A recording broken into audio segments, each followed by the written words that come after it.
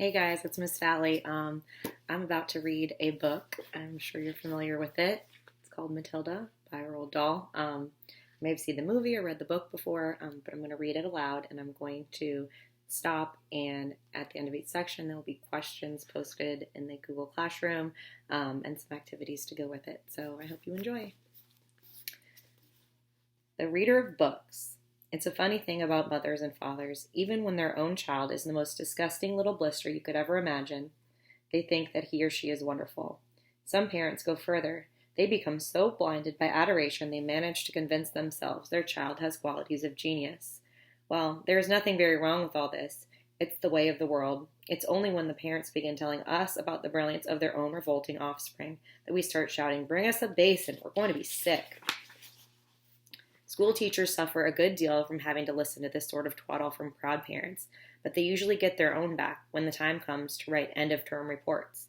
If I were a teacher, I would cook up some real scorchers for the children of doting parents. Your son, Maximilian, I would write, is a total washout.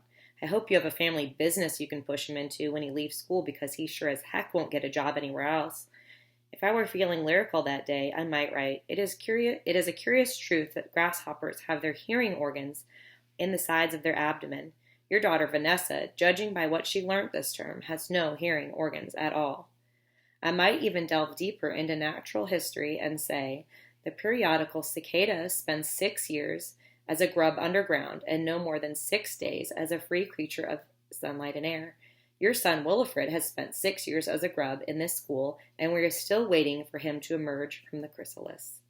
A particularly poisonous little girl might sting me into saying, Fiona has the same glacial beauty as an iceberg, but unlike the iceberg, she has absolutely nothing below the surface. I think I might enjoy writing end-of-term reports for stinkers in my class, but enough of that. We have to get on.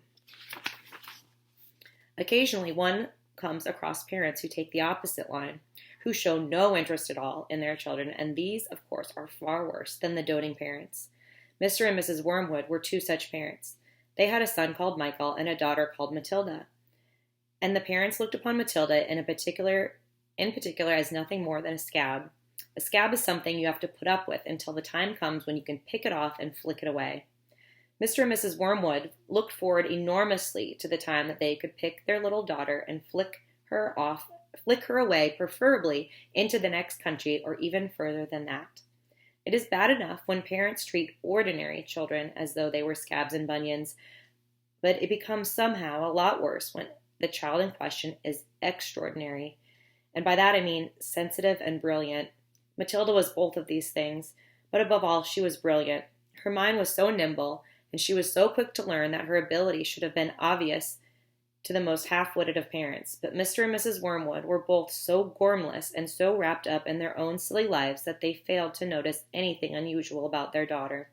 To tell the truth, I doubt they would have noticed if she crawled into the house with a broken leg. Matilda's brother Michael was a perfectly normal boy, but the sister, as I said, was something to make your eyes pop. By the age of 1.5, her speech was perfect, and she knew as many words as most grown-ups. The parents, instead of applauding her, called her a noisy chatterbox and told her sharply that small girls should be seen and not heard. By the time she was 3, Matilda had taught herself to read by studying newspapers and magazines that lay around the house. At the age of 4, she could read fast and well, and naturally she began hankering after books.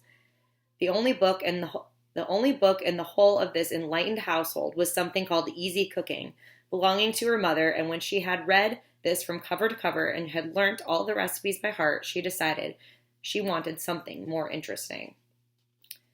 Matilda is extraordinary. There are many details in the text that told us how she is so extraordinary. At 1.5, she was speaking perfectly. At 3, she was reading all by herself.